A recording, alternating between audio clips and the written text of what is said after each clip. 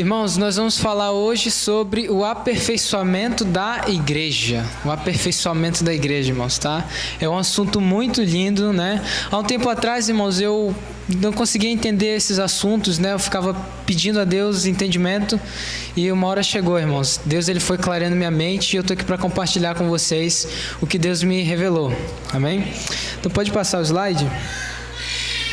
Nós vamos começar lá no início, irmãos, quando Deus criou o homem, tá? Eu separei os versos aqui para a gente folhear a Bíblia, né? Ao invés de ler aqui o texto, não, a gente vai folhear a Bíblia, amém?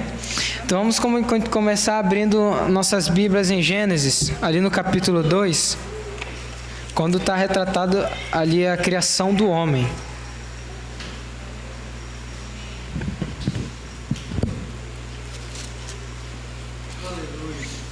Gênesis capítulo 2 e o verso 7 a 9. Quem achou diz amém. Amém. Então vamos lá, acompanhe comigo, irmãos. Então formou o Senhor Deus ao homem do pó da terra e lhe soprou nas narinas o fôlego de vida, e o homem passou a ser alma vivente. E plantou o Senhor Deus um jardim no Éden, na direção do Oriente, e pôs nele o homem que havia formado. Do solo fez o Senhor Deus brotar toda sorte de árvores agradáveis à vista e boas para alimento. E também a árvore da vida no meio do jardim e a árvore do conhecimento do bem e do mal. Seguindo a sequência, vamos ver agora no capítulo 1, o verso 26 e 27, que diz assim, ó: Criou Deus, pois, o homem, à sua imagem. A imagem de Deus o criou. Homem e mulher os criou. E Deus os abençoou e lhes disse: Sede fecundos, multiplicai-vos, enchei a terra e sujeitai-a. Dominai sobre os peixes do mar, sobre as aves do céu, sobre todos os animais que rastejam sobre a terra. Amém? Irmãos, Deus, ele criou o homem e ele deu todo o domínio da terra para o homem. Vocês concordam? Né? Que Deus, ele cria o homem do pó da terra, ele põe o homem no jardim do Éden, né? E no meio desse jardim tinha a árvore do bem e do mal, e além disso ainda tinha a árvore da vida, né? E aqui, em outro ângulo, Deus, ele dá todo o domínio para o homem da terra, sobre os animais, né? Sobre a terra. E assim que era no começo, irmãos, o homem, ele tinha domínio sobre os animais, né? O homem mandava, pedia, os animais obedeciam, irmãos. Era tipo um governo do homem na terra, né? E é justamente por isso que Deus dá uma lei. Pode passar o slide? A primeira lei, irmãos, tá? Vamos ler aqui agora, Gênesis no capítulo... Continuando no capítulo 2 e o verso 16 a 17, tá bom?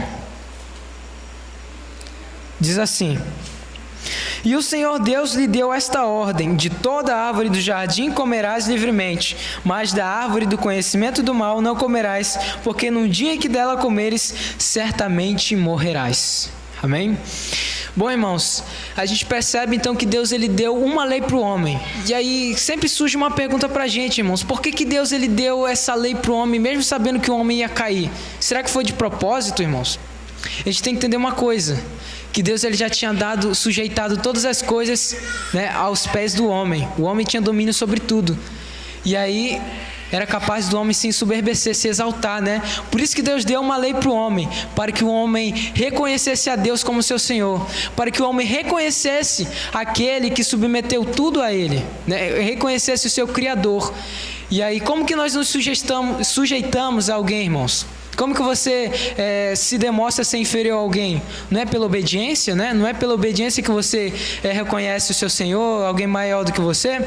Foi por isso que Deus deu a lei, com o objetivo do homem olhar para aquela lei e reconhecer a Deus como seu Senhor, né? Ele olhava para aquela lei, né? Ele que tinha o domínio de toda a terra, e ele reconhecia que aquele domínio que ele tem, ele recebeu que ele tinha domínio, mas que ele ainda assim estava abaixo de alguém que era Deus. Amém? Pode passar?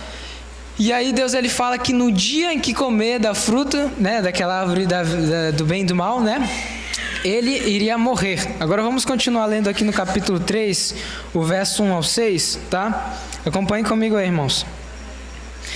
Mas a serpente, mais sagaz que todos os animais selváticos que o Senhor Deus tinha feito, disse à mulher: é assim que Deus disse: não comereis de toda árvore do jardim? Respondeu-lhe a mulher: do fruto das árvores do jardim podemos comer, mas do fruto da árvore que está no meio do jardim, disse Deus: dele não comereis, nem tocareis nele, para que não morrais. Porque Deus sabe que no dia em que dele comerdes, se vos abrirão os olhos. Vendo a mulher que a árvore era boa para se comer, agradável aos olhos e árvore desejável para dar entendimento, tomou-lhe do fruto e comeu, e deu também ao marido, e ele comeu. Abriram-se então os olhos de ambos, e percebendo que estavam nus, coseram folhas de figueira e fizeram cintas para si. Até que tá bom, né, irmãos? Então a gente vai ver que mesmo Deus dando uma lei, o homem, ele acabou pecando, né? E o interessante é que Deus fala assim: no dia em que dela comeres, você vai morrer, né? E o que é a morte, irmãos? O que é a morte? Primeiro a gente tem que entender que o que morre é esse nosso corpo aqui, ó, né? Você está vendo aqui o seu irmão do lado, tem esse corpo aí que você consegue enxergar material, né? A carne, esse é o corpo que morre. E o que é a morte? A morte é a decomposição, irmãos, é ficar sem o sopro de vida, é voltar à terra, ficar sem vitalidade, sem movimento, né? Quando alguém morre, ele perde aquele sopro que anima ele, ele volta ao pó da terra, ele fica inanimado. E isso que é morte. E Deus falou que no dia em que ele comesse, né, ele iria morrer. Né? No dia, ou seja, no milênio, porque um dia para Deus é como 1000 anos. E Adão morreu com 930 anos. Ou seja, ele morreu no milênio que ele comeu. Ele não atingiu o segundo dia. Ele morreu no mesmo dia que ele comeu. Amém? Pode passar o slide para mim? E agora, a gente tem que... Volta aí rapidinho, irmão. Agora vamos ler só o verso 3, 17 a 19, tá? Para a gente entender melhor. Aqui é o que Deus diz para o homem depois de o homem ter caído. Verso 3, 17 a 19. Capítulo 3, né? Diz assim: e a Adão disse: visto que atendeste à voz de tua mulher e comeste da árvore que eu te ordenara, não comesses, maldita é a terra por tua causa. Em fadigas obterás dela o sustento durante os dias de tua vida. Ela produzirá também cardos e abrolhos, e tu comerás a erva do campo. No suor do rosto comerás o teu pão, até que tornes a terra, pois dela foste formado, porque tu és pó e ao pó tornarás. Essa foi a ordem que Deus deu para o homem, né? A sentença divina da desobediência, que o homem, né, desobedeceu à lei de Deus.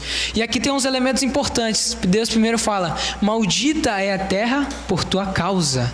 E o que significa esse maldita é a terra por sua causa? Está se referindo à nossa terra aqui também, mas está falando de outra coisa, irmãos.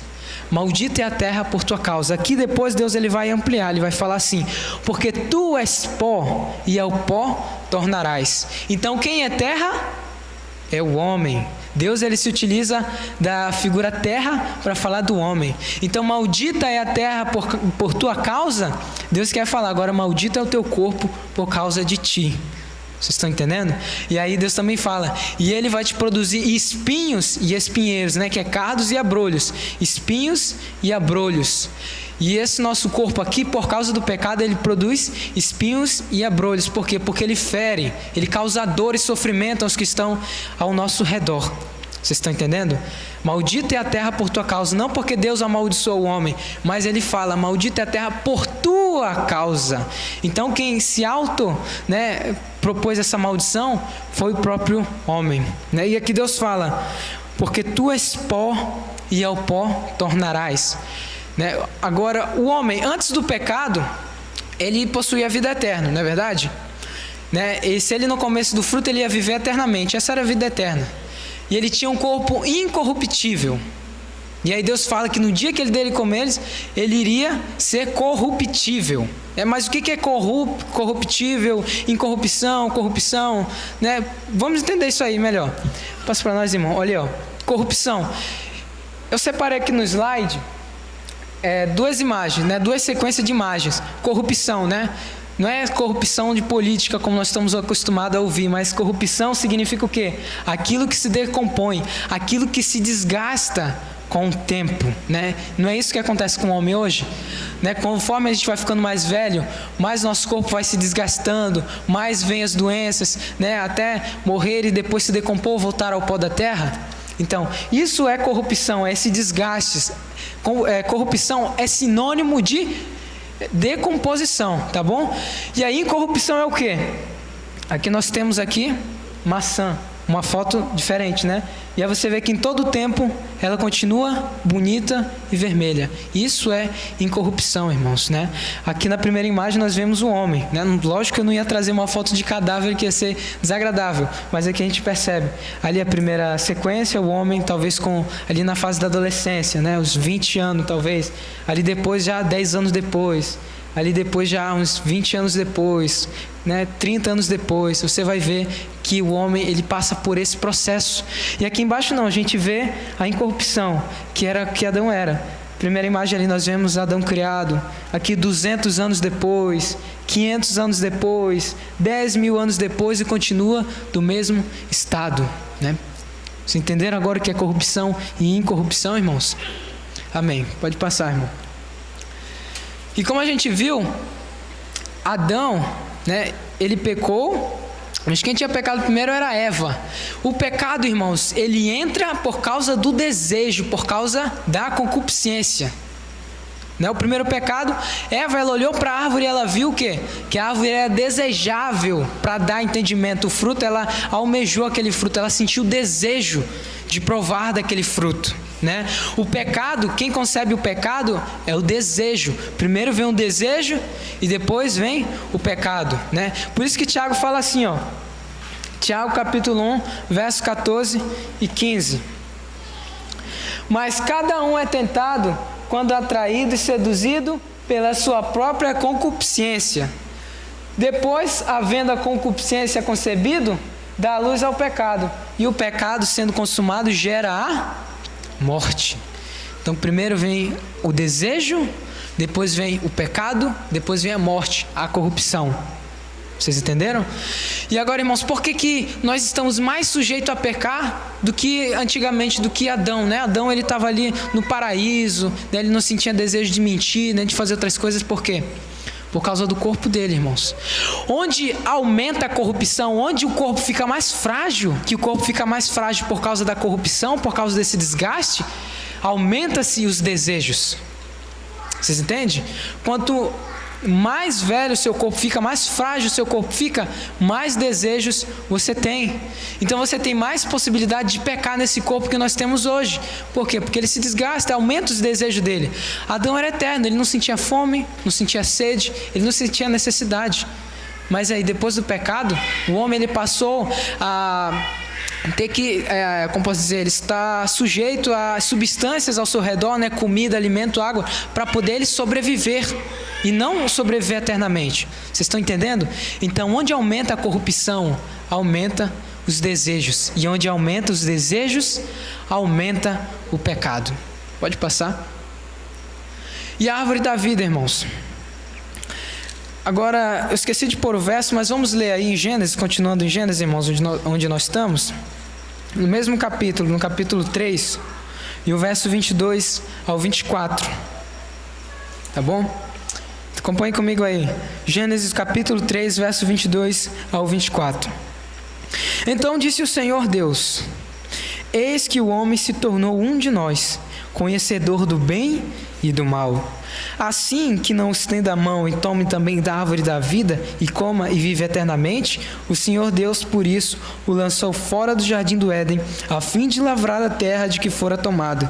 E expulso o homem, colocou querubins ao oriente do jardim do Éden e o refugir de uma espada que se revolvia para guardar o caminho da árvore da vida.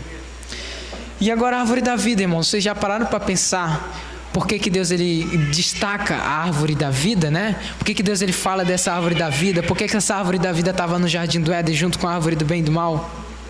Sabe por quê, irmãos? A gente vê que depois que o homem peca, Deus fala assim, olha, vamos tirar o homem daqui para ele não consumir da árvore da vida e ele viver eternamente, né?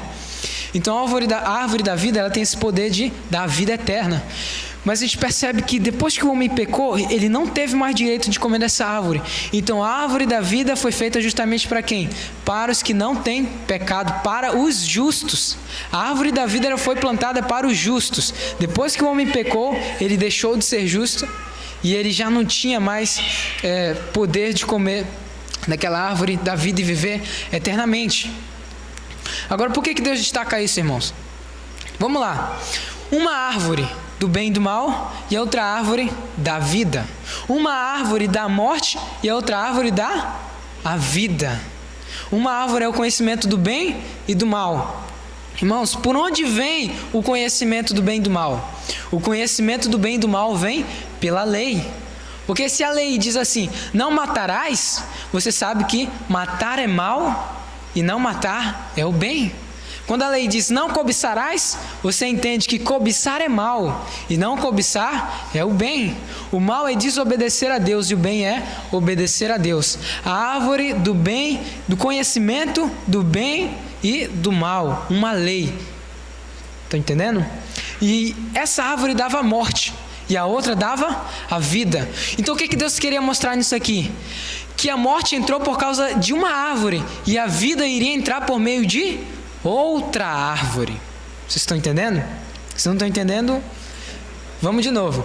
Uma árvore gera morte, outra árvore gera vida. Deus, ele estava mostrando que a vida eterna, a incorrupção do homem iria voltar novamente por meio de outra árvore. Mas para isso o homem teria que ser o quê? Teria que ser justificado. E sabe o que simboliza essa árvore da vida, irmãos? Essa árvore da vida é a cruz do Calvário. Vocês pensam assim, como assim? Cristo ele foi crucificado numa árvore, vocês sabiam? Só que era uma árvore que não dava fruto, uma árvore que foi arrancada, né? É nesse nosso português que tem essa confusão. Madeira, árvore, não, no hebraico, no original, só existe uma palavra para madeira e árvore, a palavra etz. Quando você vê uma casa feita de madeira, é uma casa feita de etz, uma casa feita de árvore. Quando você vê um bosque cheio de árvores, é um bosque cheio de etz, é um bosque cheio de madeira, entende? Então, nas escrituras, madeira e árvore são as mesmas coisas, tá bom? Então, Cristo ele foi crucificado numa árvore, para quê? Para nos tornar justo, para a gente adquirir a vida eterna. Vocês estão entendendo, irmãos? Pode passar, irmão. Agora a gente vai começar a meditar. Certa vez, irmãos, eu recebi uma pergunta. Na verdade, eu não recebi. Eu ouvi uma pergunta que eu fiquei pensativo, né? Essa pergunta assim, irmãos. Como teremos certeza de que não cairemos na eternidade como Adão caiu? A gente pode responder fácil, né? Porque Deus nos garantiu. Lá em Apocalipse diz que na eternidade ninguém vai mais pecar, não vai haver mais pecado, não é verdade? Mas aí surge outra pergunta: por que nós não cairemos como Adão? Qual vai ser a nossa diferença de Adão quando estivermos na eternidade? Se nós vamos receber o mesmo corpo que ele tinha, o corpo incorruptível? Essa pergunta é para a gente meditar, né? Mas sabe por que nós não vamos cair igual Adão, irmãos?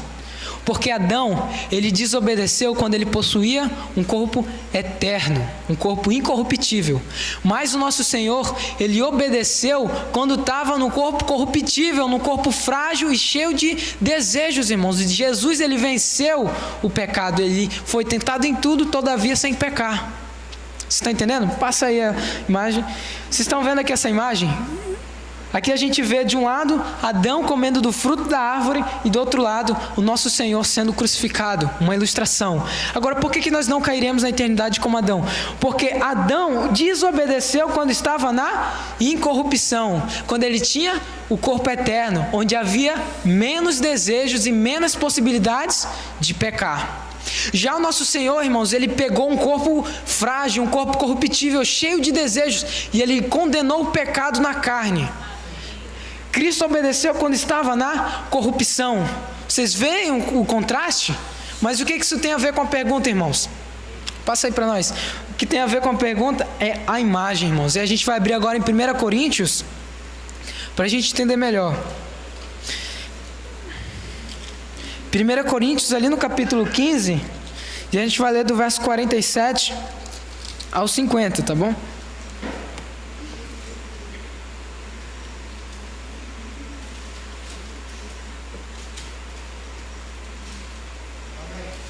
Quem encontrou diz amém. Quem não encontrou diz misericórdia.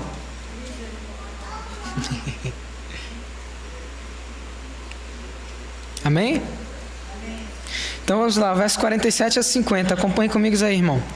O primeiro homem formado da terra é terreno. O segundo homem é do céu. Como foi o primeiro homem? O terreno. Tais também são os demais homens terrenos. E como é o homem celestial, tais também os celestiais. E assim como trouxemos a imagem do que é terreno, devemos trazer também a imagem do celestial. E isto afirmo, irmãos, que a carne e o sangue não podem herdar o reino de Deus, nem a corrupção herdar a incorrupção. Amém? Então vamos por partes. A gente já fez uma leitura, agora a gente vai ler de novo com calma e ponto por ponto. Verso 47. O primeiro homem, que é Adão, ele é terreno, ou seja, ele foi feito da terra. E aí diz aqui, o segundo homem é do céu, que é o nosso Senhor. Ele veio do céu. Estão entendendo? Então o primeiro homem, Adão. O segundo homem, Cristo. Tá? E aqui o verso 48 diz: como foi o primeiro homem, o terreno, tais são também os demais homens terrenos. E como é o homem celestial, tais também os celestiais. Então, como foi Adão, todos aqueles que procedem de Adão vão ser semelhante a Adão. Qual é a imagem de Adão, irmãos? Desobediência, morte, corrupção. Agora eu pergunto, quem foi o descendente de Adão? Existiu algum homem que veio de Adão, fora o nosso Senhor que veio do céu, que ele nunca desobedeceu, não teve o seu corpo corruptível e muito menos morreu? Existiu algum homem com essas condições, irmãos, fora o nosso Senhor Jesus que veio do céu? Então, como foi o primeiro homem, desobediência, morte, corrupção, assim também são os terrenos, que é toda a raça humana que procedeu de Adão. Nós carregamos a imagem de Adão, que de natureza somos desobedientes, nós somos corruptos, né? Nosso corpo morre e nós morremos, a morte. Vocês estão entendendo? Essa é a imagem de Adão, sair da incorrupção para corrupção. E aqui continua o verso 48. E como é o homem celestial, o nosso Senhor, tais também os celestiais. Então, como é o nosso Senhor, irmãos? Nosso Senhor é obediência, incorrupção e vida eterna. Como é o nosso Senhor, os celestiais também são assim. Se o primeiro homem andou na desobediência e entrou a morte, o segundo homem andou na obediência e entrou a vida. E como aqueles que procedem do primeiro homem desobedeceram e entraram à morte também, aqueles que procedem do segundo homem, que é Jesus Cristo, eles obedecem e ganham a vida eterna. Vocês estão entendendo, irmãos? Então olha o contraste. Adão, ele caiu quando estava na incorrupção para a corrupção, né? Onde havia menos possibilidade de pecar, como eu já falei. Essa é a imagem de Adão. Todos desobedeceram e todos estão na corrupção. Mas o nosso Senhor, irmãos, pelo Espírito Santo, Ele nos concedeu a imagem dele, que é a obediência, para quê? Para alcançar a vida eterna. Para a gente se tornar maduros para a vida eterna, requer um aperfeiçoamento, que é justamente o que eu quero falar aqui, o aperfeiçoamento da igreja, onde a igreja ela vai estar a imagem de Cristo. Irmãos, se o pecado não tiver poder sobre nós, que estamos nesse corpo cheio de desejos, quando nós estivermos na eternidade, será que ele vai ter? Não vai ter, irmãos. Vocês estão entendendo? Se agora nesse corpo cheio de desejos carnais, cheio de concupiscência, a gente não dá possibilidade para o pecado, se a gente não peca nesse corpo, imagine quando nós estivermos na eternidade. Esse é o nível de santidade que a igreja deve chegar. Não eu, não você. A igreja, em conjunto. Não adianta, irmãos, procurar santificação, chegar no seu quarto ali, passar 3 dias sem comer, sem beber ali, orando, jejuando e lendo a Bíblia sozinho. Isso é em vão. Isso é em vão, irmãos. Porque isso tem que ser feito em quê? Em unidade, em grupo. Quem procura se santificar sozinho, irmãos, Ele não vai conseguir o que ele deseja. Ele pode até ser um homem de Deus. Não estou falando que não vai ser. Mas o efeito é muito maior quando está em unidade. Porque quando está em unidade, tem mais espírito. E onde tem mais espírito, há mais poder, irmãos. Há mais santificação. A gente vai falar sobre isso. Pode passar, irmão. O que é o celestial? Os celestiais são. Efésios 4, verso 10 ao 13. E agora, será que nós podemos chegar a essa perfeição, irmãos? Chegar à perfeita imagem de Cristo? Será que nós podemos chegar à estatura de Cristo no mesmo amor, na mesma mansidão, no mesmo caminhar, no mesmo sacrifício, na mesma misericórdia? Será que nós podemos chegar a essa imagem? Efésios capítulo 4, o verso 10 ao 13, irmãos. Deixa eu ver aqui.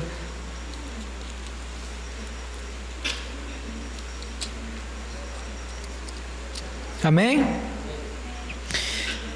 Então vamos lá, Efésios capítulo 4, verso 10 a 13. O apóstolo diz assim: aquele que desceu, falando de Jesus Cristo, é também o mesmo que subiu acima de todos os céus, para encher todas as coisas. Verso 11: e ele mesmo concedeu uns para apóstolos, outros para profetas, outros para evangelistas e outros para pastores e mestres, com vistas o aperfeiçoamento dos santos para o desempenho do seu serviço, para a edificação do corpo de Cristo. E o que é esse aperfeiçoamento? Verso 13: até que todos cheguemos à unidade da fé e do pleno conhecimento do Filho de Deus, à perfeita varonilidade, à medida da estatura e plenitude de Cristo. Então Cristo, ele morreu e ressuscitou, deu dons aos homens por meio do Espírito, visando o quê? O aperfeiçoamento dos santos, para que todos cheguem à mesma estatura de quem? De Adão? A mesma estatura de Cristo. Vocês estão entendendo? Então, irmãos, nós podemos chegar à mesma estatura de Cristo, basta a gente perseverar mais. Tá? Nós podemos chegar na mesma mansidão, no mesmo amor, na mesma paz, no mesmo sacrifício que Cristo. Nós podemos, e foi por isso que ele morreu e ressuscitou, para que a gente pudesse chegar a essa estatura de Cristo. Vocês estão entendendo? Então, irmãos, agora surge uma pergunta. A gente já sabe que nós podemos ser iguais a Cristo, igual ao homem celestial, mas agora surge a pergunta: como que nós chegaremos à imagem de Cristo? Como que nós aqui hoje, que estamos aqui, como que você, eu, podemos chegar à imagem de Cristo? Como que nós podemos ser iguais a Cristo? Passa aí, irmão, por favor. Essa pergunta aí, pode passar. O homem perfeito. Essa parte aqui é um pouco mais complicada, mas preste bastante atenção que eu vou me esforçar para deixar simples para vocês entenderem. O primeiro homem, ele foi feito do pó da terra. E ele recebeu o fôlego de vida de Deus, que o tornou alma vivente. E o que é esse fôlego de vida? Esse fôlego de vida é o espírito do homem, tá? O homem hoje ele é formado por carne, corpo, né? Alma, que é a nossa mente, o nosso interior, e o espírito. Por que o espírito? Porque se houvesse apenas carne e alma, estariam mortos. A alma estaria morta, o corpo estaria morto, então é necessária uma substância para animar eles, e é justamente o espírito. Vocês estão entendendo? Então o que nos anima é o fôlego de vida, que é o nosso espírito, que anima a nossa alma, que anima o nosso corpo. Estão entendendo? Esse foi o primeiro homem. Deus, ele criou o fôlego de vida e deu para o homem. Esse é o primeiro homem. Agora o segundo que veio do céu, ele é perfeito.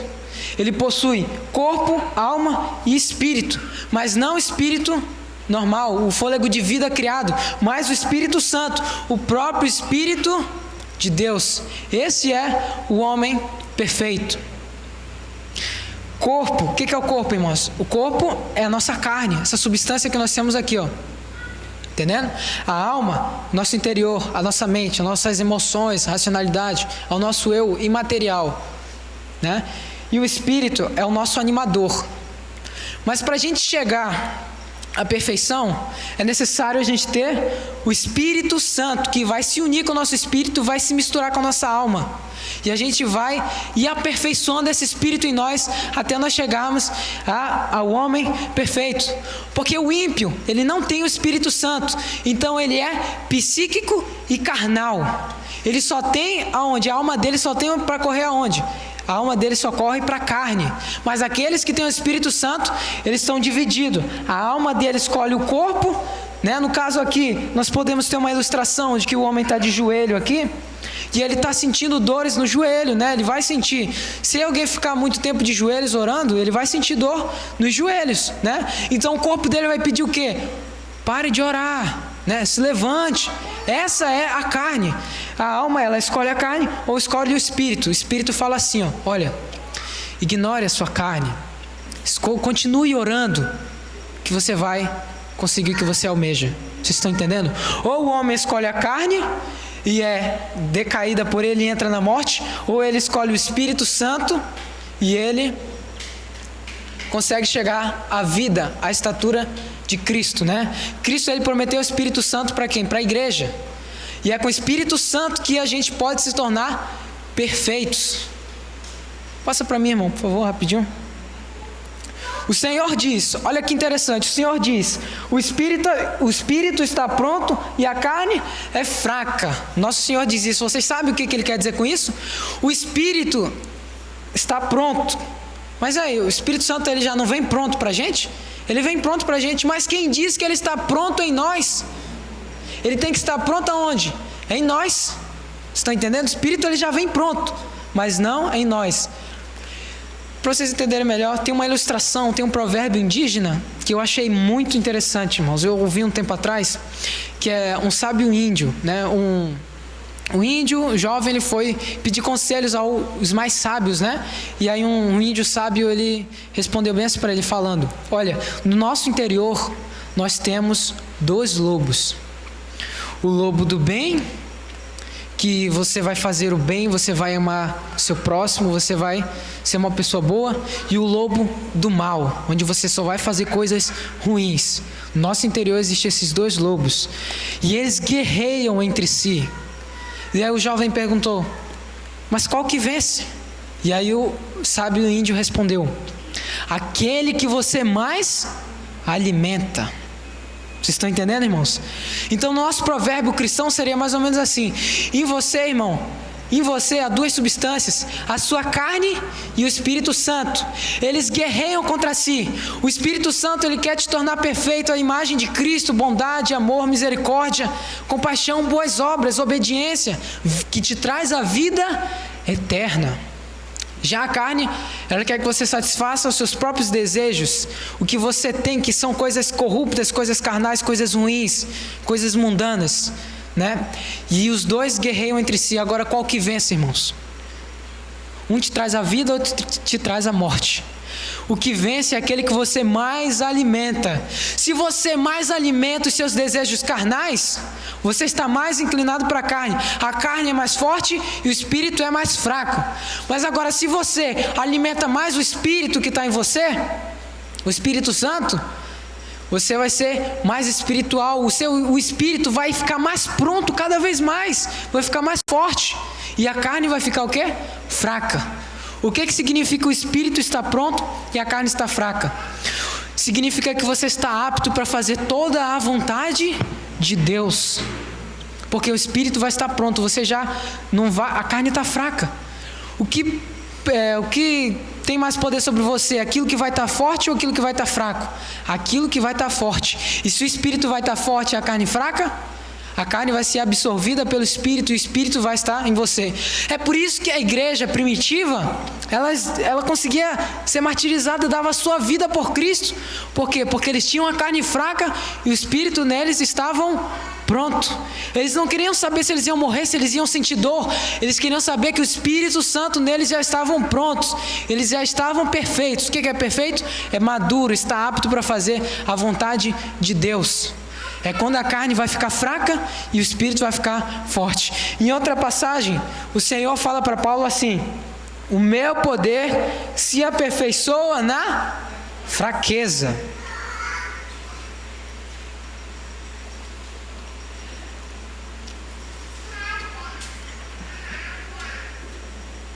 Então o poder de Deus, que vem pelo Espírito Santo, ele se aperfeiçoa na fraqueza, irmãos. Os irmãos da igreja primitiva, irmãos, eles chegaram à estatura de Cristo. A gente percebe, não todos, como a gente vê igrejas aqui como Coríntios, né, que estavam muito ruins, mas o que Paulo chama eles?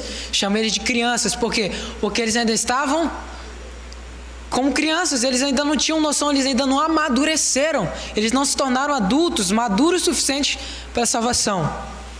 Passe para mim, irmão.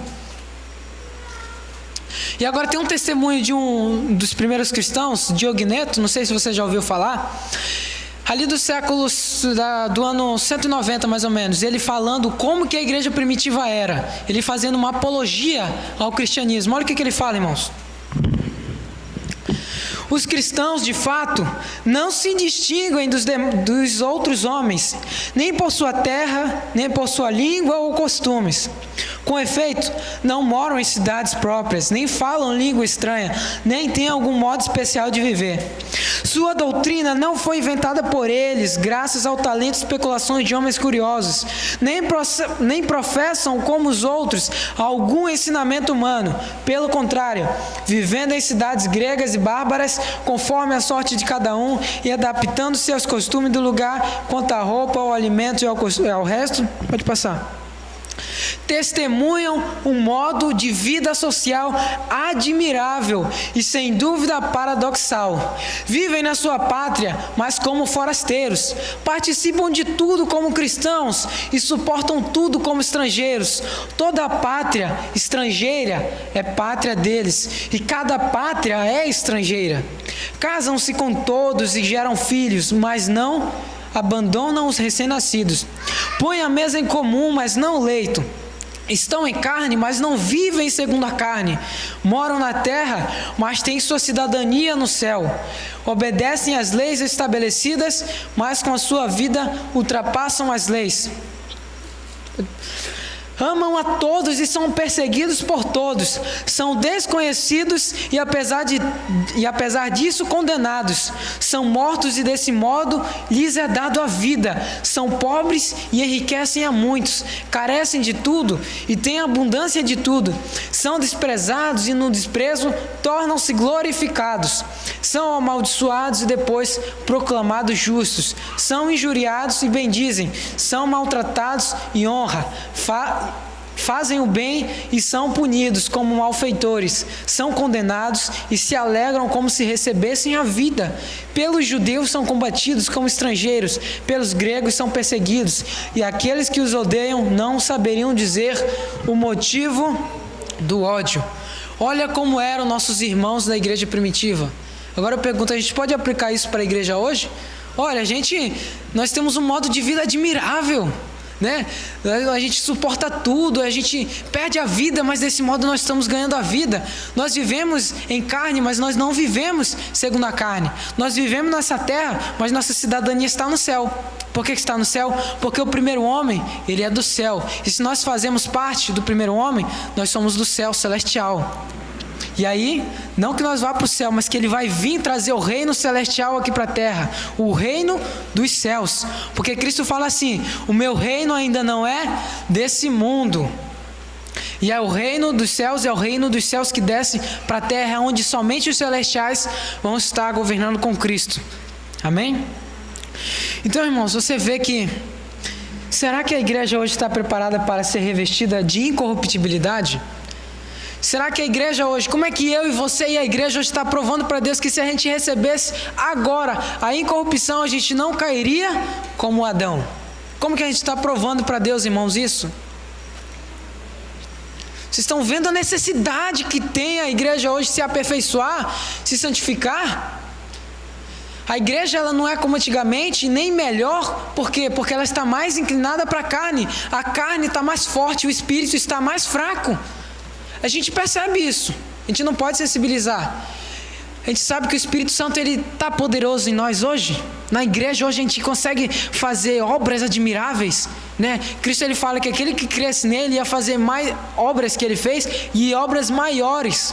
Que obras é essa? Será que é somente de curar, de fazer prodígios, sinais? Será que se limita apenas isso?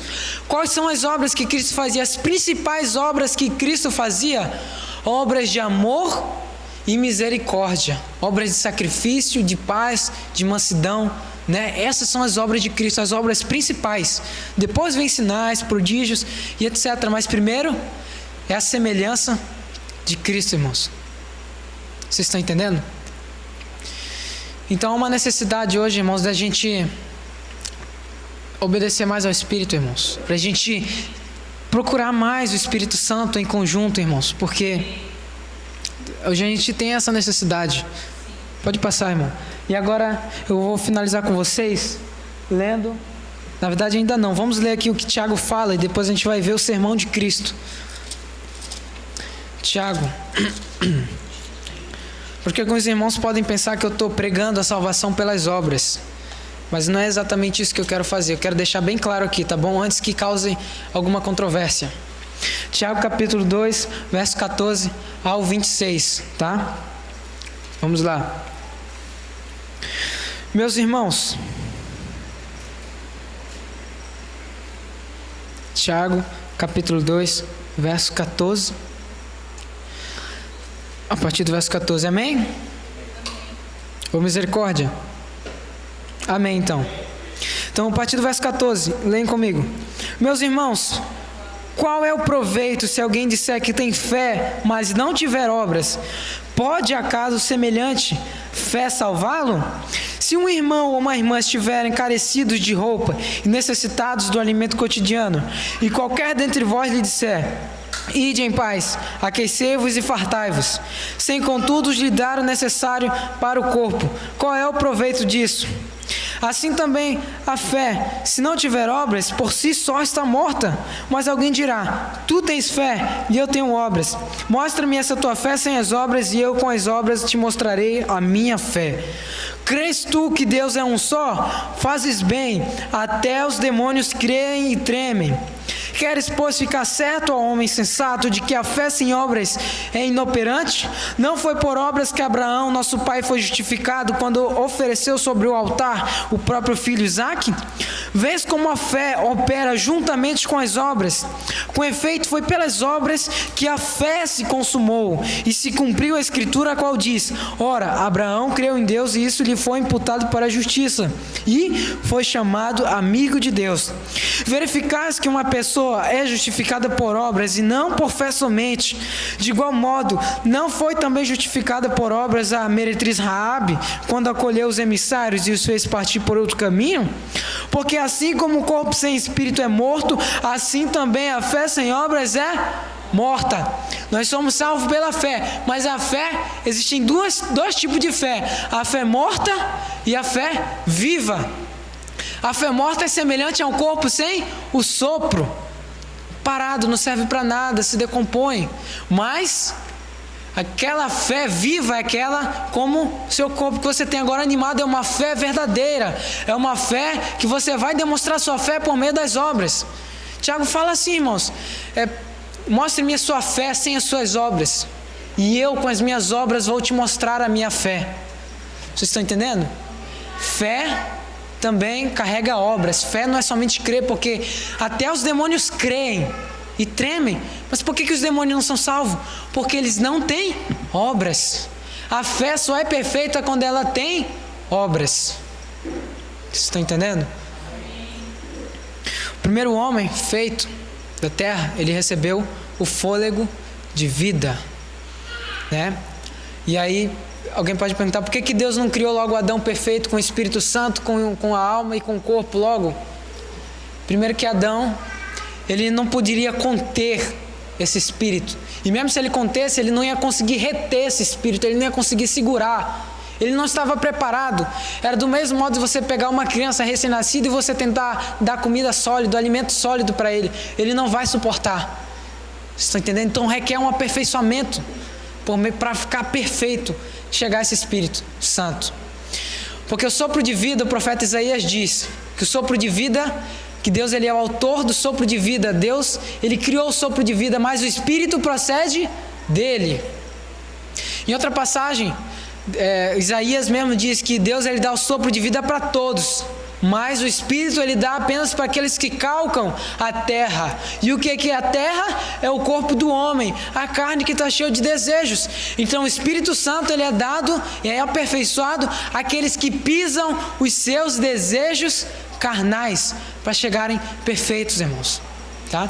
Agora eu finalizo com vocês, agora, sério, lendo com vocês, e passar aí, Sermão de Cristo, vamos ler poucos versos, Mateus 5, 43 a 48.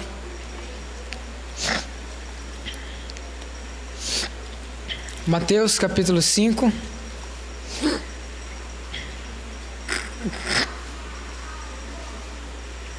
(43 ao 48).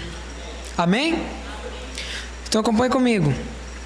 Ouviste que foi dito: amarás o teu próximo e odiarás o teu inimigo. Eu, porém, vos digo: amai os vossos inimigos e orai pelos que vos perseguem, para que vos torneis filhos do vosso Pai Celeste, porque Ele faz nascer o sol sobre os maus e bons, e vir chuvas sobre justos e injustos. Porque se amardes o que vos amam, que recompensa tendes? Não fazem os publicanos também o mesmo? E se saudardes somente os vossos irmãos, que fazeis demais? Não fazem os gentios também o mesmo? Portanto, sede vós perfeitos, como perfeito é o vosso Pai Celeste, irmãos. Amém? Então, sede vós perfeitos, assim como perfeito é o nosso Pai. E o incrível é que o Sermão de Cristo, eu tirei só um pedaço, mas se você continuar lendo o contexto aqui, você vai ver que Cristo ele sempre fala assim, ó: ouviste o que foi dito, eu porém vos digo. Ouviste o que foi dito, eu porém vos digo. Ouviste o que foi dito, eu porém vos digo. Ele estava, sabe o quê? Mostrando o mandamento das pessoas perfeitas. Porque se a lei diz assim: não adulterarás, essa lei não vai ter poder sobre aquele que nem tem desejo pela mulher alheia. Se a lei diz não matarás, essa lei nunca vai ter poder sobre aquele que dá sua vida pelo seu próximo. Se a lei diz não cobiçarás, ela nunca vai ter poder sobre aquele que dá tudo que tem para o seu próximo, que almeja as coisas do futuro e não as coisas dessa terra. Estão entendendo? Nós não estamos debaixo da lei, nós estamos na lei. Nós devemos obedecer e ultrapassar as leis. Será que isso é possível para a gente? Os nossos irmãos da igreja primitiva conseguiram, irmãos. Por que nós não vamos conseguir? Qual é a diferença deles para nós? Eles eram carnes, eles também tinham alma e tinham o espírito. A mesma coisa que nós somos hoje, eles eram no passado. Só que tinha uma coisa diferente, irmãos. Eles desprezavam tudo que era dessa terra, escolhiam as coisas celestiais. Eles buscavam ultrapassar as leis. Porque se a lei diz assim: devolva 10% do que você tem a Deus, eles davam tudo, a alma deles, a casa, tudo que eles tinham para Deus e para ajudar o seu próximo. Eles davam sua alma, eles se doavam por inteiro. A lei dizia: não farás obras carnais no sábado, mas eles não faziam obras carnais em nenhum dia da semana. Vocês estão entendendo? Ultrapassar a lei, irmãos. Hoje nós temos dificuldade até de obedecer a lei como está pedindo, imagina ultrapassar. Mas, irmãos, Cristo, quando Ele morreu naquela cruz, Ele não morreu sozinho. Não estou falando dos 2 ladrões, não. Você sabia que Cristo, quando morreu lá na cruz do Calvário, Ele não morreu sozinho? Não estava só Ele morrendo ali na cruz? Estava toda a igreja morrendo no corpo dEle. Por que estava morrendo no corpo dEle? Para quem que estava morrendo? Para o pecado, para esse mundo, para as coisas terrenas. Estava toda a igreja morrendo para isso. E quando Cristo ressuscitou, não ressuscitou somente Ele. Ressuscitou a igreja para uma vida nova para quem? Para Deus. Então não tem, irmãos, o que a gente procurar aqui nessa terra. Não tem o que a gente está procurando aqui, ter algo bom, procurar almejar essas coisas aqui dessa terra. Não tem nada aqui nosso. É até uma hipocrisia a gente falar: a gente aguarda a nova terra, mas a gente vive procurando as coisas dessa terra. Como que você está vivendo para nova terra se você está praticando, você está vivendo para essa terra? Está só na letra, irmãos. A gente precisa mudar, irmãos. E esse tema é muito importante, irmãos, o aperfeiçoamento da igreja. E a gente não consegue isso sozinho, a gente consegue através do Espírito Santo. Mas é aquilo: cresce e vence o que você mais alimenta. O mais forte é o que você mais alimenta. Negue-se a si mesmo. e faça as obras de Deus. Agora eu vou fazer um apelo aqui para vocês, irmãos. Quando vocês saírem daqui, na verdade, quando terminar de pregar aqui, você vai conversar com seu irmão que está do seu lado, com algum conhecido aqui. Você vai convidar ele para ir na sua casa orar, para almoçar, para ler a Bíblia, tá? Convide seu irmão aí. É a vontade de Deus? É. Então por que nós não estamos fazendo? Você vai chegar na sua casa, você não vai nem ligar a televisão, irmãos. Hoje você não vai ligar a televisão para assistir novela, não sei se aqui alguém assiste aquele programa que você está acostumado, fantástico, você não vai ligar a televisão. Você vai direto para o seu quarto, se ajoelhar, passar no mínimo 10 minutos orando, pedindo a Deus auxílio, mudança, tá? Você vai pegar no seu celular só se for para edificar a Cristo. Faça isso essa noite, irmãos. Eu estou pedindo esse apelo para vocês, porque é a minha vontade, sou eu que estou mandando? Não, é o próprio Deus, é a vontade de Deus. Se é a vontade de Deus, vamos fazer. Negue a sua carne, negue você mesmo e procure fazer as coisas de Deus, irmãos. Amém? Quem está disposto a fazer isso, levanta a mão, irmãos. E grite amém bem forte. Amém, irmãos, né? Vamos fazer isso, irmãos, tá bom? Pode ainda adorar, se não tem motivos pra cantar. Abandona esse Deus e morre. Mas não adore pelo que Ele faz, nem menos por bens materiais. Eu adoro pelo que Ele é, eu sou dele, tudo é dele. Já você não tem motivos, perdeu seus bens, seus filhos, seus amigos. O que você vai fazer? Eu vou adorar, simplesmente adorar. Eu vou adorar. Deus me deu, Deus tomou, bendito seja o nome do Senhor. A Ele a glória, a Ele a honra e o louvor. Jó, como pode ainda adorar, se não tem motivos pra cantar? Abandona esse Deus e morre. Mas não adore pelo que Ele faz, nem menos por bens materiais. Eu adoro pelo que Ele é, eu sou dele, tudo é dele. Já você não tem motivos, perdeu seus bens, seus filhos, seus amigos. O que você vai fazer? Eu vou adorar, simplesmente adorar. Eu vou adorar. Deus me deu, Deus tomou, bendito seja o nome do Senhor.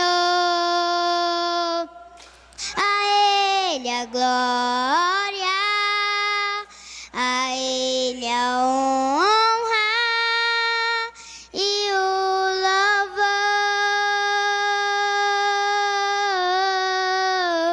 A Ele a glória, a Ele a glória,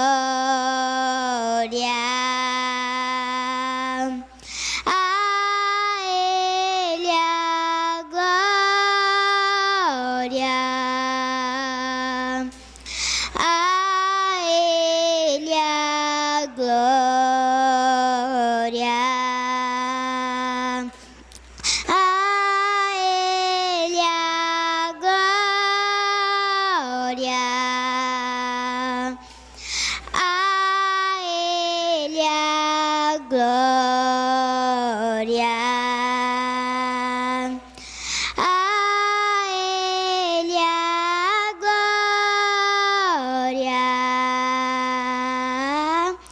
Pra sempre, amém. Deus me deu, Deus tomou, bendito seja o nome do Senhor. A Ele a glória, a Ele a honra e o louvor. Deus me deu, Deus tomou, bendito seja o nome do Senhor. A Ele a glória, a Ele a honra e o louvor. Amém. A Ele seja dado todo louvor.